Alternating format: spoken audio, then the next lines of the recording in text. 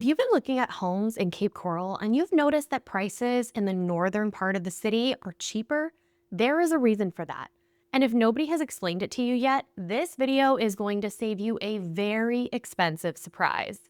Most people who are new to Cape Coral assume that a house is a house. It comes with water, it comes with sewer, you move in, you pay a monthly utility bill, and that's it.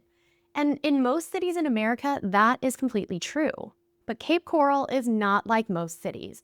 And the reason why goes all the way back to how this place was built, which is one of the most unusual real estate stories in American history.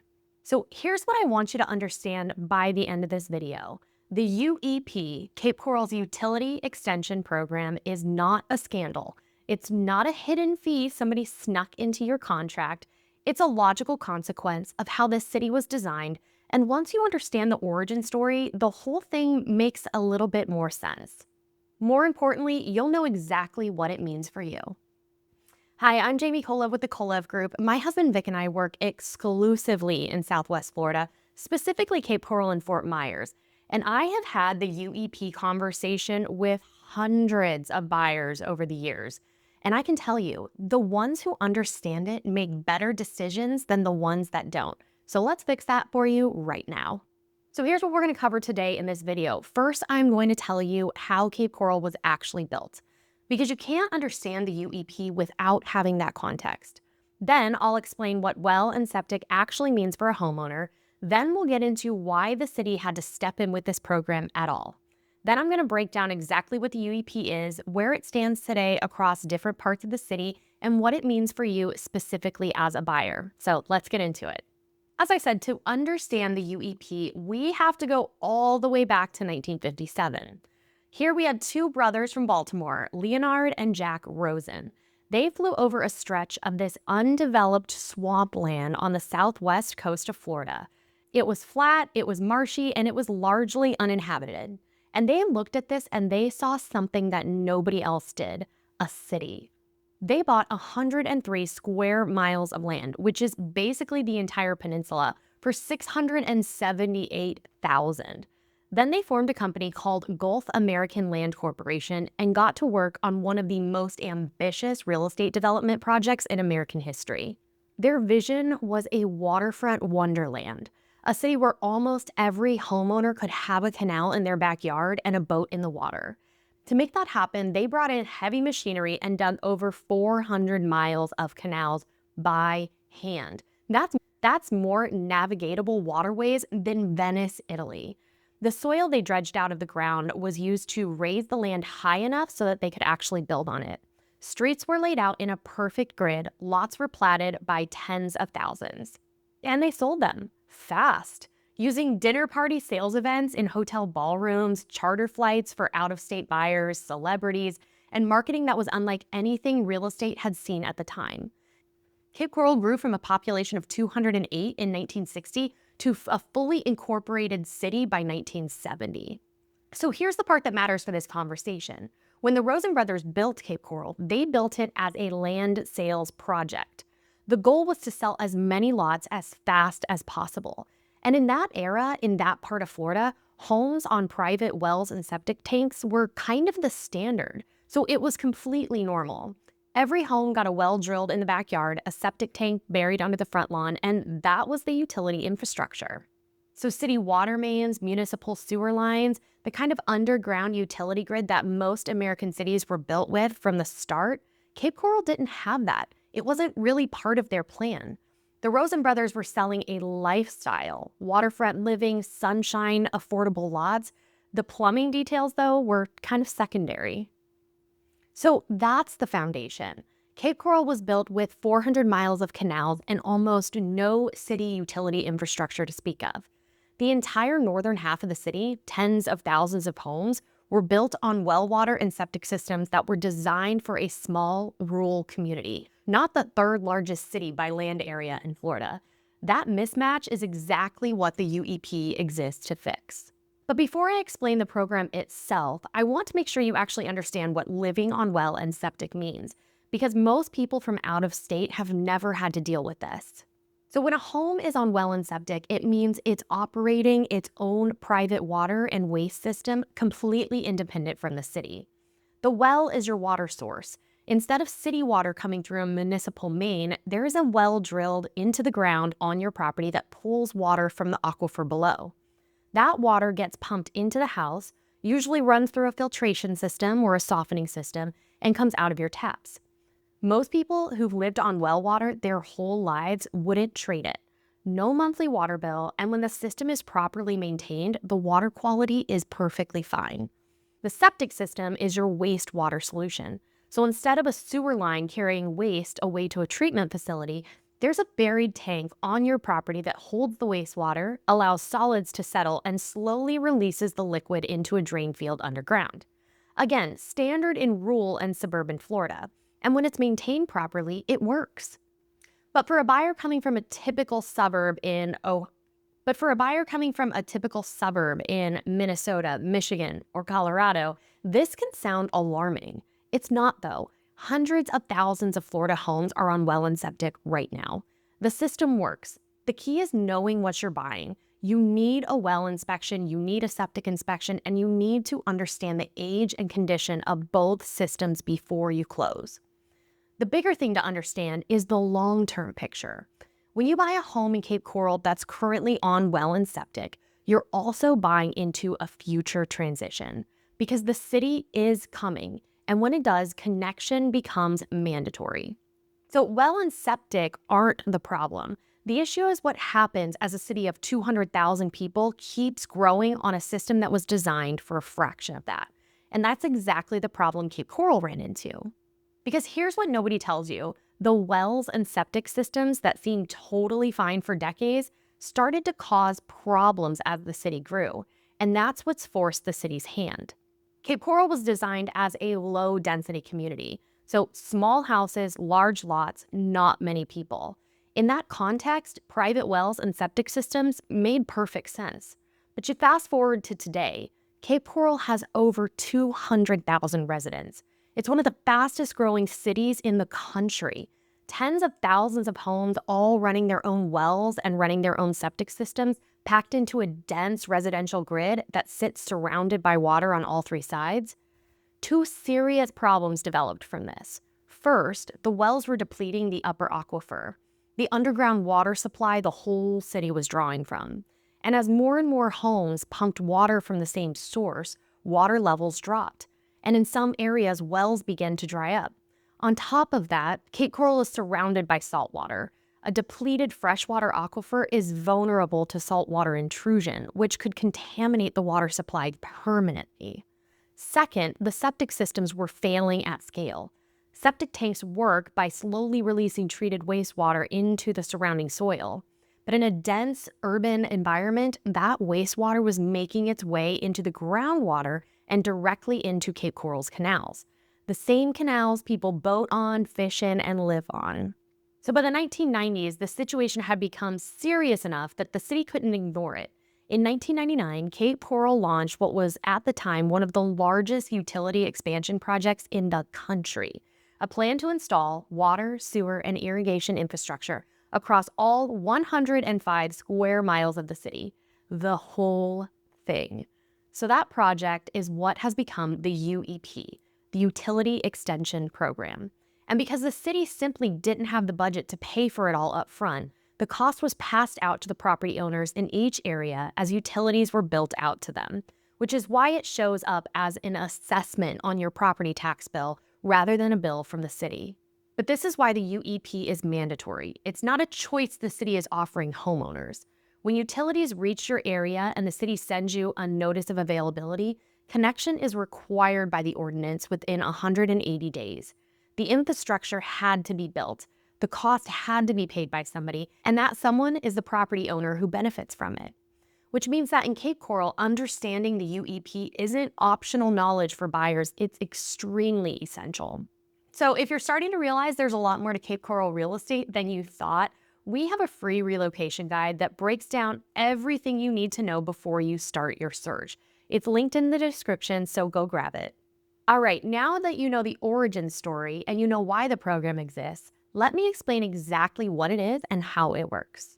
So this Utility Extension Program, again, the UEP, is Cape Coral's phased infrastructure build-out to connect every remaining neighborhood in the city to three things: city water, city sewer, and city irrigation.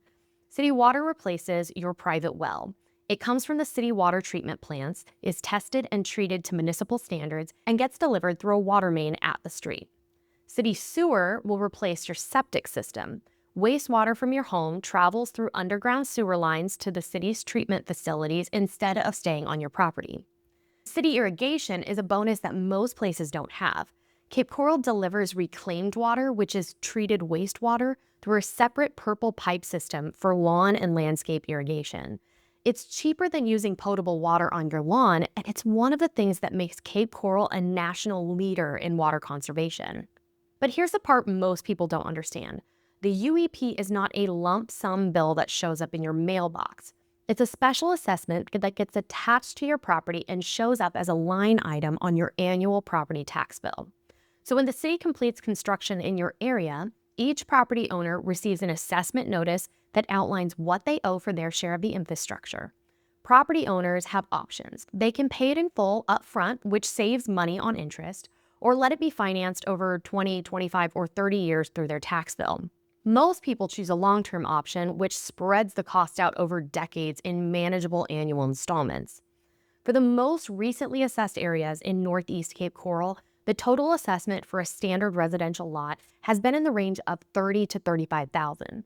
Paid over 30 years, that works out to roughly $3,000 to $4,000 per year added to your tax bill, not a separate check to the city, just a line item along your regular property taxes. Now, older southern areas that were assessed years ago are at lower amounts. Construction costs were cheaper, and many of those properties have already been paying down their balance for years, or probably even paid it off in South Cape. One thing worth noting, though, is that when the city runs utility infrastructure through a neighborhood, it's not just laying pipe. The UEP also includes new stormwater drainage improvements, new fire hydrants, and road resurfacing on every street where construction happens. So a neighborhood that goes through the UEP comes out on the other side with brand new roads and upgraded stormwater systems, and that's not nothing. The UEP is a long-term investment in the city's infrastructure and in your property. Connected properties consistently sell faster and at higher values than comparable properties still on well and septic. The assessment is a cost, but it's also buying into an upgrade. All right, now that you know what it is and how it works, let me show you exactly where Cape Coral stands today, because the answer is very different depending on which part of the city that you're looking at. So again, for context, Cape Coral is 120 square miles, the largest city in Florida by land area. The UEP has been rolling out for over 2 decades, and today different parts of the city are in completely different stages of that process. Where your property sits on the map changes everything about the UEP conversation. Now, if you're looking at homes in the southern half of Cape Coral, so south of Pine Island, whether that's southeast or southwest, the good news is that the city utilities are almost certainly already in. Those neighborhoods were connected years ago.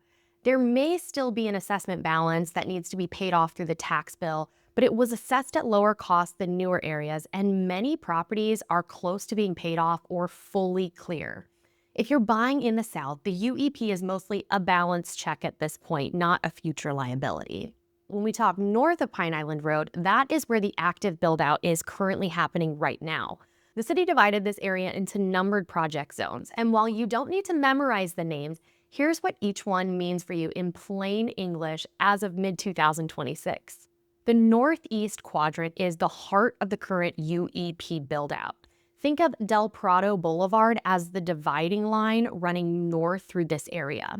The section west of Del Prado has been under active construction since late 2025 and is expected to wrap up by the end of 2026. Section east of Del Prado, running roughly from Kismet Parkway south to Pine Island Road and over towards US 41, began construction in 2026 with completion targeted for the end of 2027. Assessments have already been placed on properties in both areas, and billing on the east side begins in November of 2026. Now we're going to move on over to Northwest Cape Coral, and that is currently in the design and permitting phase. Construction is expected to begin sometime in 2026 with the completion of around the end of 2028. No assessment has been placed on these properties yet, but it's in the pipeline. So if you're buying in Northwest Cape Coral, the UEP is a known future cost. It hasn't landed yet, but it is coming. Now, the areas furthest north and west beyond the current active zones are still years from construction. Some of these areas had their expected timelines accelerated in 2025 due to infrastructure needs, but they're still in the early planning stages. Properties here are on well and septic with no assessment placed and likely won't see utilities arrive for several more years. Sometimes I've even heard up to 10. Now, they're more affordable on the front end, but you need to factor that future cost in. So for any Cape Coral property that you're considering, especially those ones in North Cape, you need to be asking this. What UEP zone is it in, and what is the current status? Already connected, actively under construction, recently assessed, or still years away?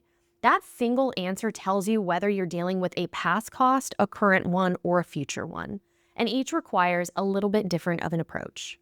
So the UEP is not something that's happening to Cape Coral. It's something Cape Coral is doing intentionally, systematically upgrading the city's infrastructure neighborhood by neighborhood.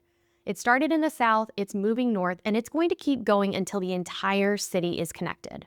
The question for any buyer isn't whether it's coming, it's where are you in that timeline? And that brings us to the most important part of this entire video. What does all of this actually mean for you? So everything that I've walked you through up to this point, the origin story, the well and septic reality, the environmental reasons, the program itself, the zones, it all comes down to one thing.